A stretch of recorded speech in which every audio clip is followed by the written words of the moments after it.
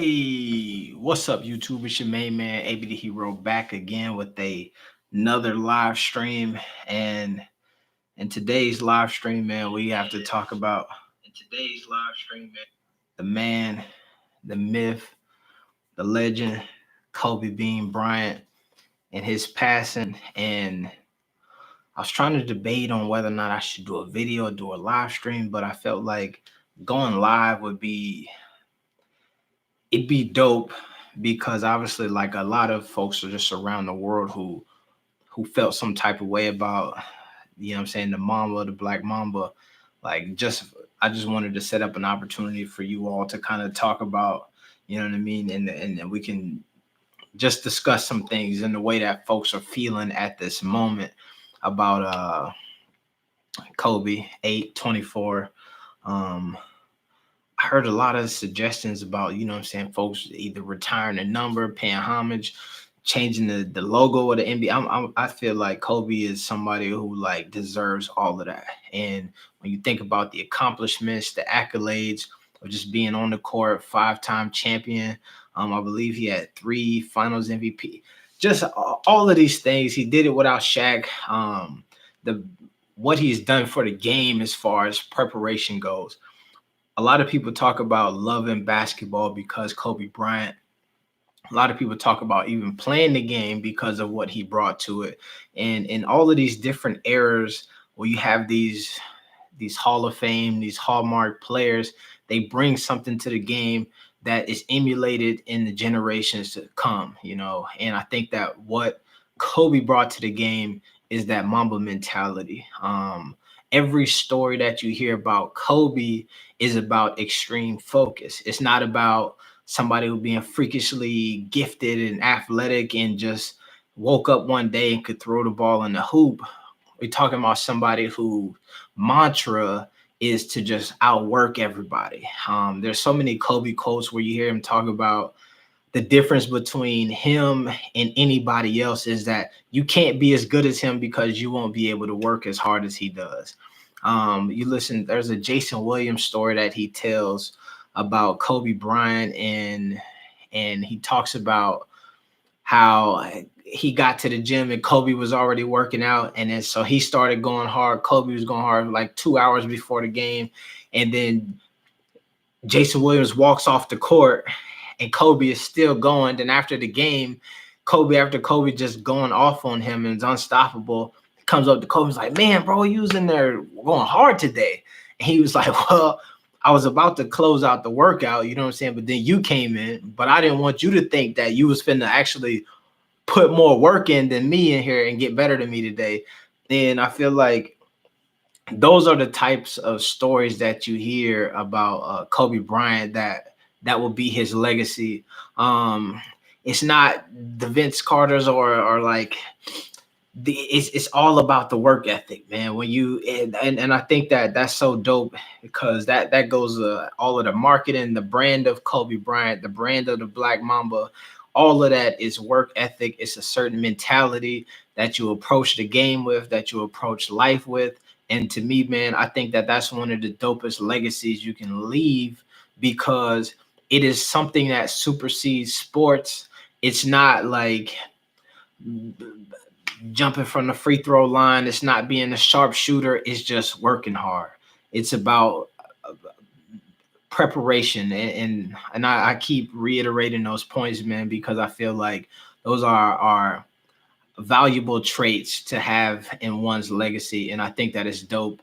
That is how we will remember Kobe Bryant as somebody who is just like unbelievable person, unbelievable father. When you look at the transition from being a basketball player, Hall of Fame basketball player, into the transition of being, a civilian, Kobe Bryant was one of those guys who did that seamlessly. As a person who did not have anywhere close to the accolades that a Kobe Bryant had, but played some sports in my day. I can understand and I can speak to how hard it is to transition from playing a sport or doing something that becomes your identity over years, right? Because not only is that how people know you, but that's also how you begin to view yourself. So when you take that thing that you're doing every day, that sport or the job, out of your life, and then you try to transition into something else, it can be a rocky transition. We've seen Kobe be able to do that seamlessly with his short films, TV shows, production, the Mamba Academies, his work with his daughters and their friends, and him approaching all of that stuff with the Mamba mentality, the same way that he approached the game of basketball. You see him approach all of those things. And even speaking on that is the other sad part about this whole story is that not only did we lose Kobe Bryant today, we lost his oldest daughter, Gigi, as well. And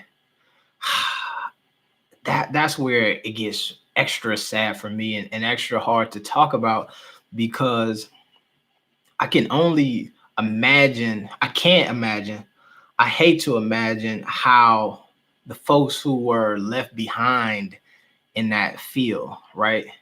When you think about, Kobe's wife, his other daughters, that's in one fatal swoop, losing huge parts of your family, and that's got to be devastating, man. And when I look at through social media and I see how the world is reacting and how the world is mourning at this time and how the world is feeling this grief, can only imagine the grief that is felt in that household at this moment, and in that neighborhood and that community, and just the people who on a day-to-day basis whose lives were touched by them outside of athletics, outside of sports, outside of being number 8, outside of being number 24.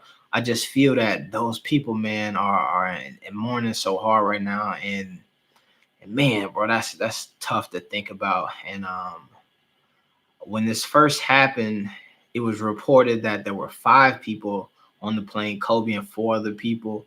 Then we found out that his oldest daughter was on the helicopter as well. And then now the report is that there are 9 people on that helicopter who all passed tragically. And it is, from what I heard, maybe through the grapevine, is that they were on the way to some type of event for his daughter to participate in. So I hate to think that that plane would have been full with Kobe, his daughter, and her friends, and how many lives, man. That is, that's tough to really, to kind of to wrap your head around. It just says that, man. That's hard, man. It's a lot of kids, and when you think about the young girl in high school and all of her friends, and this death is one of those things, man, that is so tricky, man, because it impacts so many people.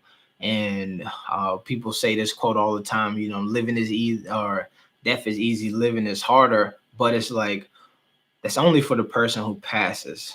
Everybody else who has to then deal with the missing of said person, man, is gets put in a very tough situation. And Kobe Bryant passing for me, and then that's where I'll get a little personal for you all, is difficult, because I'm somebody who, like, I spend a lot of time thinking about, let's say, like death, or not death, but like afterlife, and not just like afterlife as in like heaven or hell, but like what happens after you live. You know what I mean? After your life is over, how does the world continue to move without you? How are you impacting this? Like, what are your purpose?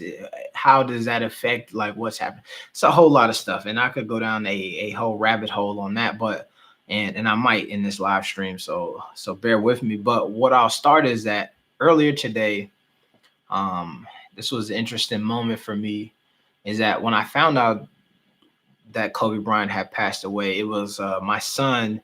His mother had called me, and they were in the car together, and she had mentioned it to me, and I was like, "Oh, never." And I looked it up, and then so my son was talking to me about it, and he was sad, and he was like, "Man, this is so sad." Like Kobe Bryant, my son is only 9 years old, so he kind of grew up knowing who Kobe was, but obviously he didn't live he didn't see it, and didn't wasn't at an age where he could understand it. And he's not even that big into basketball like that, but like the idea that somebody, no matter who it was, passed away in a helicopter accident, like really uh had him moved and kind of a bit emotional. And so, as I'm trying to console him a tad bit, he says to me, he says, well, at least the bright side, or at least the good thing about it, is that he didn't die once he got old.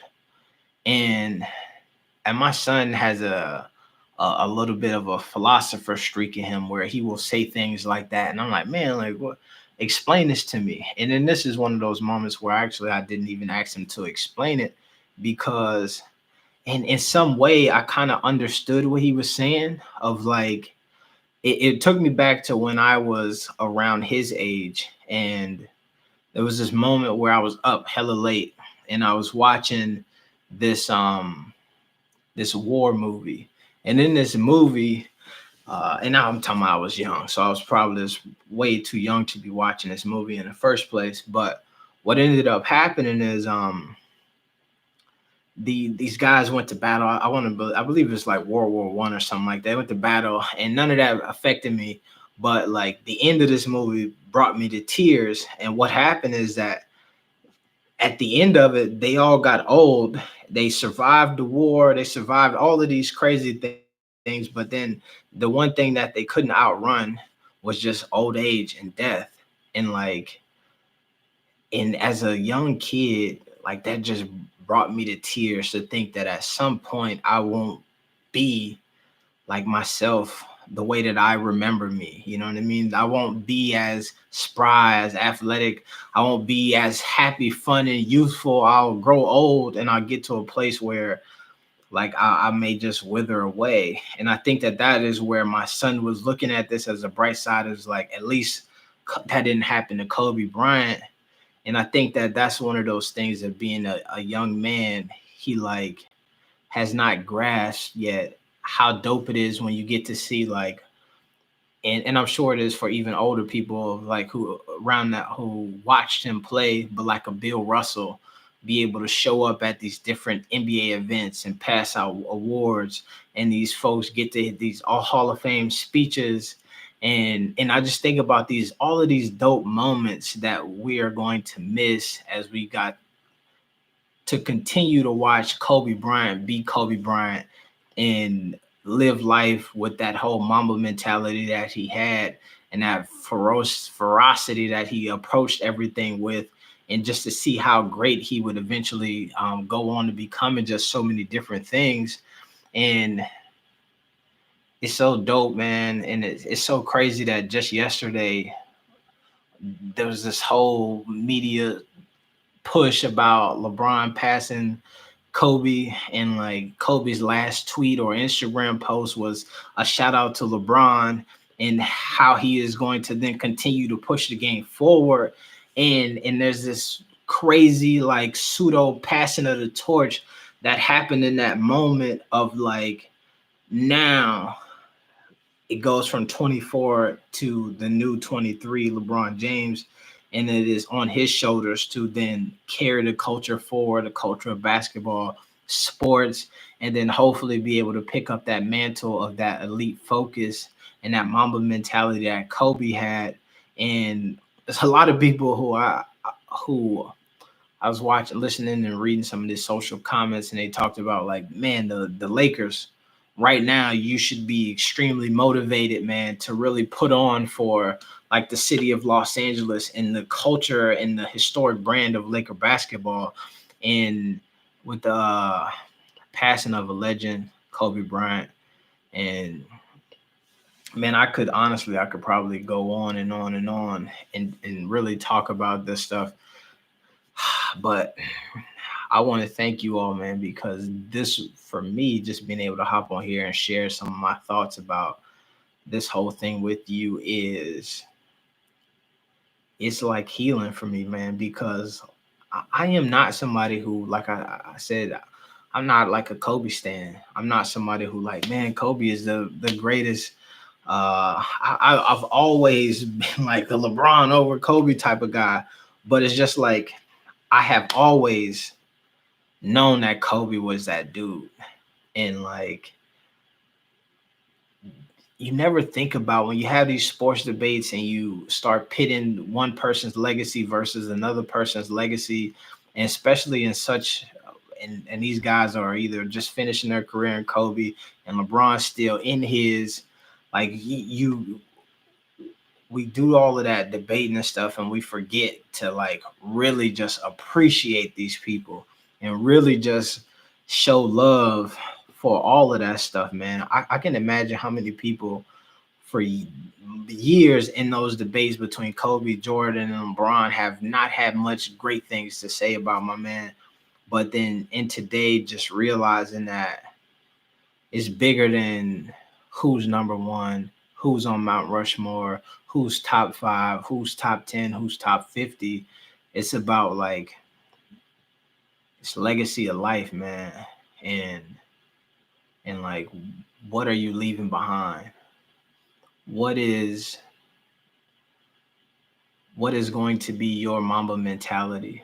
What is going to be the thing that when you're no longer here will last past you, and whether or not that will even happen for us. One of the things that when I say I ponder a lot of afterlife stuff is I think about this all the time, man, is that for the most part, most of the people who are walking this earth right now, we will not like reach a legacy to the degree of a Kobe Bryant. When we leave, our close and immediate friends and family will remember us, but at the end of the day, like that's it. We're gone. And then the next generation comes, a little bit more people forget about us. And then the next generation comes, and then more people forget about us. And then after that, for the most part, like damn near we're never here.